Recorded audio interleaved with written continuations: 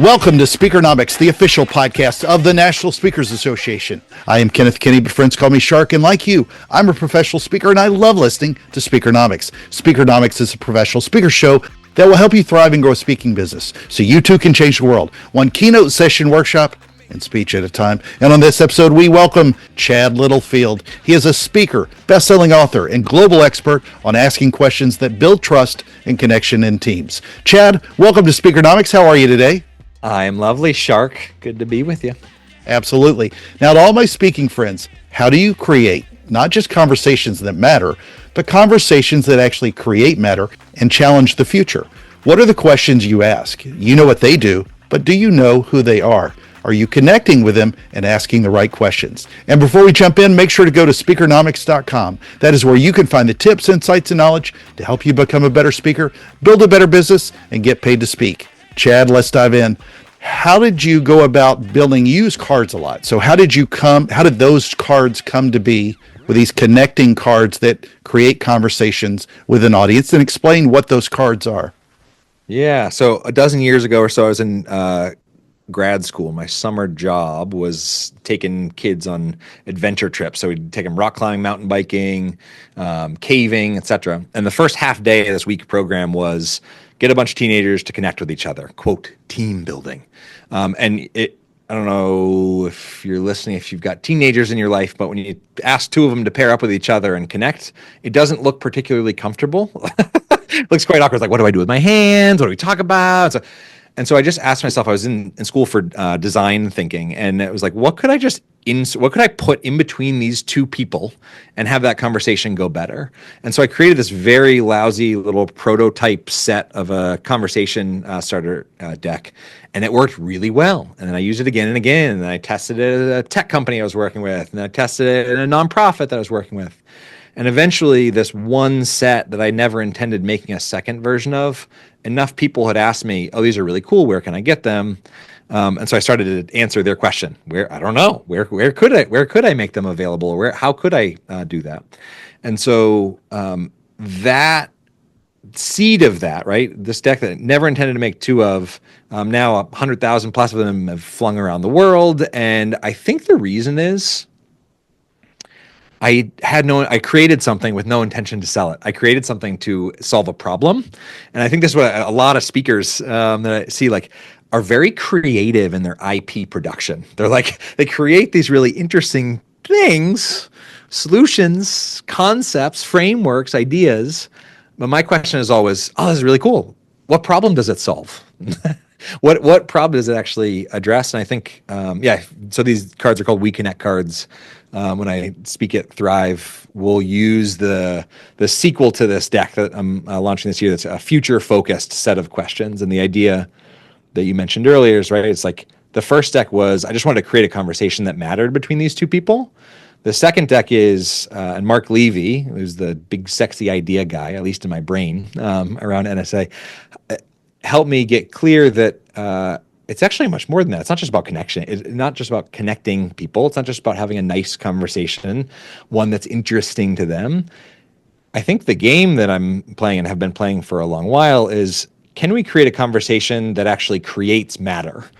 Not one that just matters, but something that actually edits the future. Something, a conversation that you have, and everybody has had them, whether it's led you to a spouse or a new business idea, or you got a new client booked. You've had a simple chat, a simple conversation that's edited what happens next. And so, what I really love focusing on in this card deck is how do we increase the chances that somebody bumps into the right person, the right question gets asked, and that's the conversation they look back on 5 years from now and say, holy smokes, I can't imagine what my life would look like if I walked by that person or if I didn't have that little chat. And so, the whole focus is cranking up the chances, increasing the chances that happens. And we'll do that at NSA. And you knew this was a safer bet to create this kind of conversation that way, as opposed to taking away a teenager's phone. And then that's also helpful. So we were pre-teenagers having cell phone errors when I created this deck. I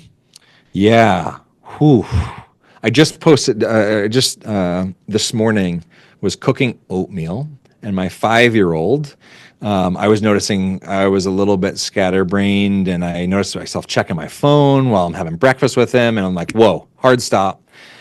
I asked Otto if he wanted to sit down and meditate. I'm not like some super dad who meditates with his kids, but we've been sitting for like, a minute, 2 minutes, 3 minutes with our eyes closed. And Otto likes it. He sat down, and 2 minutes into meditating, I heard the oatmeal burning and smelled the oatmeal burning. And I was like, wow, it's not just teenagers that are impacted by our phones. It's also adults. Yeah. Well, you do this, obviously, it creates a lot of engagement when people were going to see this, obviously, at NSA, but for all of your speaking events, you told me you do basically, half of your keynote as this form of engagement.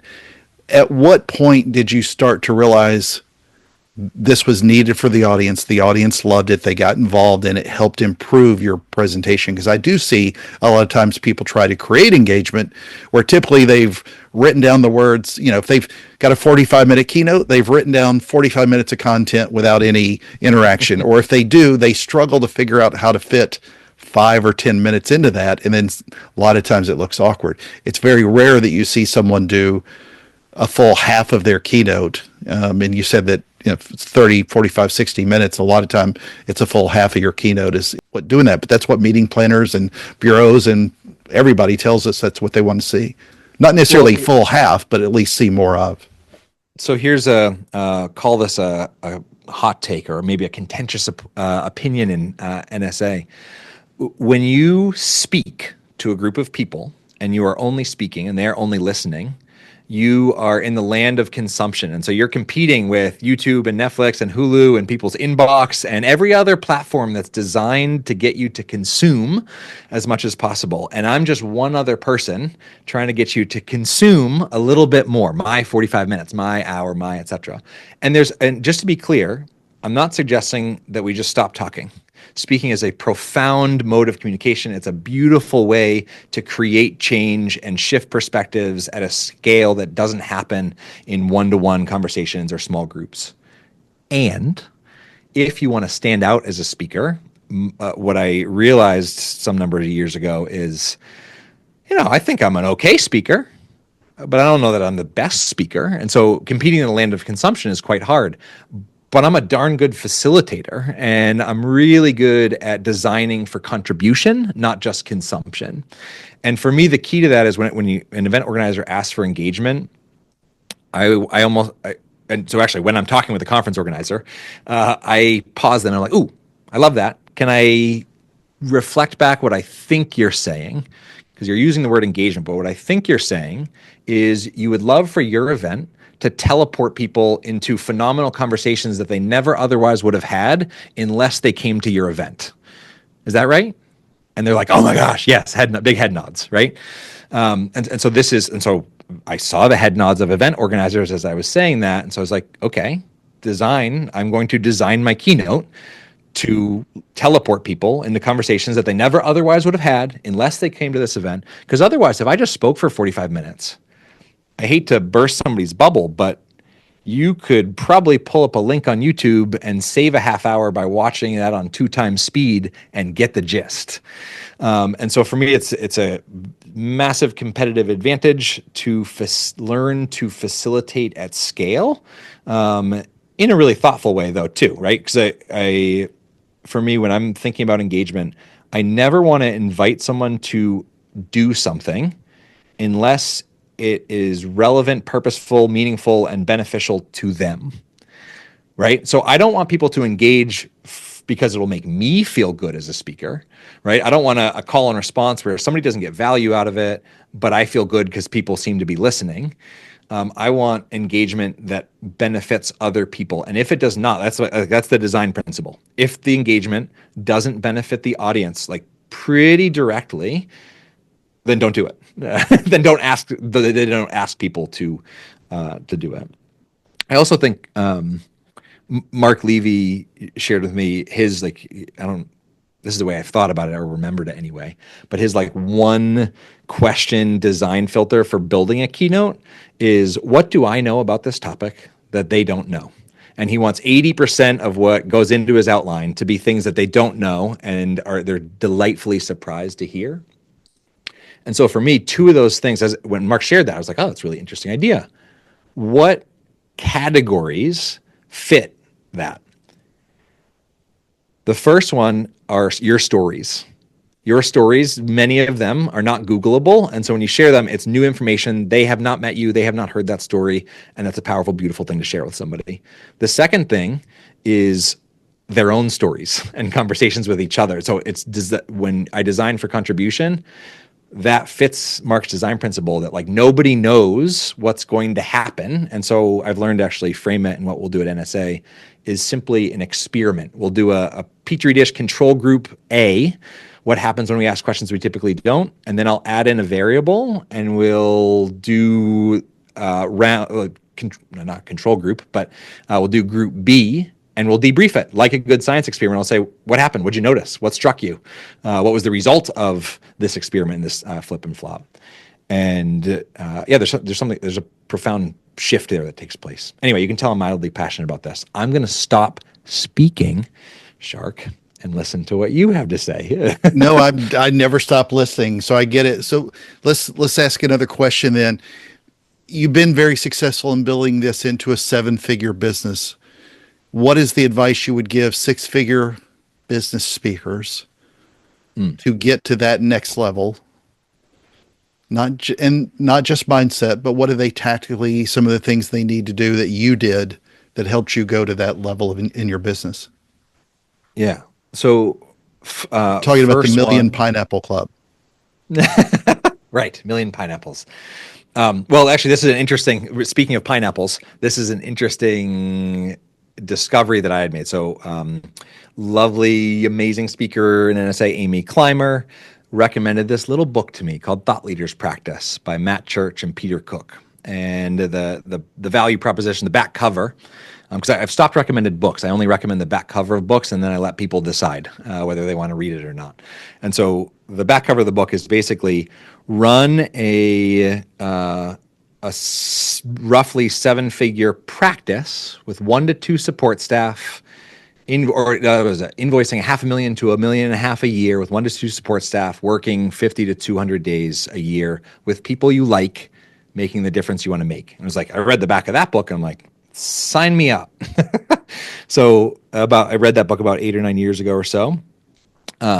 And I showed up, so the author, Matt Church, has started this thing called Thought Leaders Business School. And at the time, before COVID, it was happening in Australia. So I flew to Melbourne for this 3-day immersion thing that was happening with a bunch of other speaker experts, types running a practice, not business. So practice is intentionally creating an unscalable thing that is based off of your expertise. Whereas a business is like McDonald's, create a system, hire in, and there's lots of models in NSA, right? And you can hire in a team of trainers and whatnot. But for me, I'm very attracted by the simplicity of running a 7-figure practice with 1 to 2 support staff. So my brother works full-time for me, and I've got a assistant/chief of staff, and that's the team with contractors, right? There's those contractors on the side. Anyway, to make a long story longer, went to Melbourne, and I walk in, and we get handed a lanyard. And in the book, he breaks down this like revenue model of, speakers. White belt is $120,000 a year, and yellow belt is $240, up to black belt at $720,000 a year and beyond. And it was a very interesting model. And it's like, different focuses. So your question, what advice would you give? I would give different advice based on what belt people are at in this income. So whether you're at 120 a year or 480 or 2 million, here's what was shocking to me. I walked into Thought Leaders Business School, and I was handed a lanyard with my belt color, which at the time was yellow. And I was like, oh my goodness. And now I'm in a conversation, and you've got a green belt and blah. And it had nothing. There was zero ego about it. It was actually quite ego deflating in the sense that it was like, the reason you have the lanyard is not so that somebody looks cool, somebody's more than, somebody's lesser than. It's so that when you ask a question like, hey, how did you launch your online course? If they have a white belt thing, in that kind of community, they would say, don't launch an online course at white belt. No one cares about you and no one will buy it. At black belt, you may have an audience. You got a list of several tens of thousands of people or 100,000 people. You can create a rock and somebody would buy it. And so different advice for different levels. So the reason I am unpacking that in such depth is this directly ties to this idea of creating conversations that matter, because I came in at a six-figure business and I attribute my kind of path or trajectory up to seven figures to a 10-minute conversation that I had with a woman named Zoe in Melbourne, where she helped me get just really, really clear on just for the next 90 days, forget about like what you're all about or your master message or your only market that you serve. Just for the next 90 days, can you pick a hyper-focused niche? And I had just spoken at a conference for directors of student orientations. There's 1,000 directors of student orientation around the country. So I was like, all right, I'm going to focus just on that niche because I've got a list of those folks and I just talked to them. And so I created this package, retention through relationships package, where I'd train their staff and their student leaders to blah, blah, blah, blah, blah. Zoe helped me get really clear on this very specific offer to a very specific audience. And that one 10-minute conversation led to about 360,000 pineapples in the following year. And so there's, for me, this is the entire premise of my work now, is trying to recreate as many Zoe conversations as possible.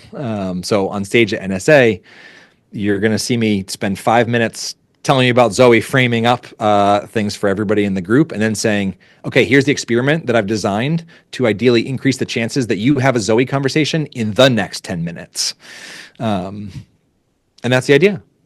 So that would be one advice, is like, so the embedded in that was maybe a handful of lessons.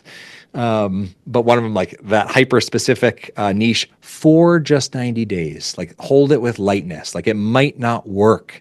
And then you can just let that audience, let that niche go, let that package, let that thing, that offering go, and create a new one. And eventually, right, about half the things, if you have some smarts about you, about half the things you'll launch will fail and half of them will take off. And the ones that take off, the people that love it, like the Shark, you told me before you recorded the event that you're hosting, really focused on home improvement related businesses, right?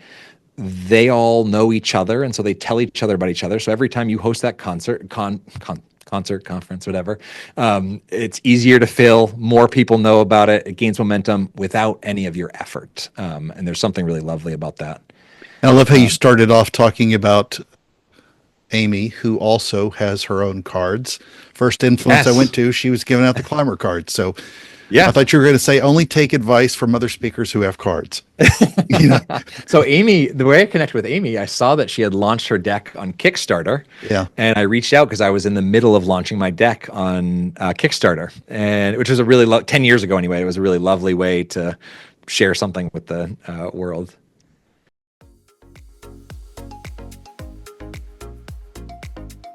Now for a little speaking trivia, what is considered the first ever publication on public speaking? Back with the answer in just a moment. Before we jump back to the show, here's a moment with speaker, author, and NSA member, Steve Fredland. Steve, what does being part of NSA mean to you and your speaking business? Well, I think it's just like their tagline says. I mean, it's be a better speaker, build a better business. And I think that's really what it is for me. I'm pretty new to the game. I've been an NSA member for about 5 years, which started even before I started actually getting paid to speak. And so for me, it started with really the education. Like, what is the speaking business? What do I need to know? Is this a business I'd even like? Do I even have the chops to do it? So much of the NSA membership was about learning about everything. And then over the last 5 years, as I've started to actually do it, it's become more about the relationships. And so for me, the NSA piece is really about how do I stay connected to the industry? How do I stay top of mind with my colleagues? How do I build the connections that I need to grow the business? All of those pieces. And so now it's just a matter of leveraging all the tools that are available. There's more tools than I can even use. And here's the answer. Aristotle's Rhetoric, written around 350 BC, is widely considered the first textbook on public speaking for persuasion. And now, back to the show. Well, question I want to ask you from a previous guest. What is the one thing that is not business related, but is a game changer in your life? What is it that you personally do that changes who you are so you can be the best version of yourself once you do get on the stage? Ooh. Do I get to know who asked that question? That's such a good question. I want to add that to the deck. No, I'm going to answer with a recent answer, and then the deep red thread answer. Both are short. The current answer is I'm reading Hell Yeah or No by Derek Sivers, and just the title of that book was giving me enough value that I figured I should read it. But the concept of as a decision filter, when things are coming through and as you're running a successful practice, a lot of stuff floats across your desk, and you're if you say yes to it all, your marriage will fall apart and your kids won't love you anymore. And so I've got a 5-year-old and a 2-year-old, and I'm very deliberate right now in using Derek Sivers, that filter of, is this a hell yeah? And if not, I'm saying no to it. And so that applies for speaking engagements that I take on, that applies for opportunities, that applies for immediate, pick your brain requests. Unless I'm oh, hell yeah, this is the best conversation. No, I have recorded hundreds of hours of YouTube videos and here are really relevant ones. So that's a big one that's recent. Hell yeah or no. And then the red thread throughout for me is, I don't know if this is true of what percentage of speakers get very nervous before speaking, but I get very nervous before speaking always. And to an intense degree sometimes. I pay the anxiety tax on the flight there. I'm not somebody who's happily rolling through the airport And the only thing that I've found that actually dissipates that is when I stop thinking about myself and I start thinking about the people that I'm going to be talking to. And so for me, great point. Business name is websites we and .me. And so for me, it's getting away from me and just focusing on others, focusing on that larger collective we, and that lowers my heart rate a little bit. What is a question then that you would like to ask a future guest on this show? So this is going to be one of the signature questions on stage at Thrive. What is something you'd like to do more of? What is something you'd like to do more of? And if you want to pass on the context for this question to your next guest, when somebody answers that question, this cognitive dissonance is created where either they got to do more of it because they said, I want to do more of this, and they've committed to that, or they have to devalue it or justify why they're not doing it. Either way, it pushes someone forward and is a conversation that actually creates matter. It edits what happens next. There you go.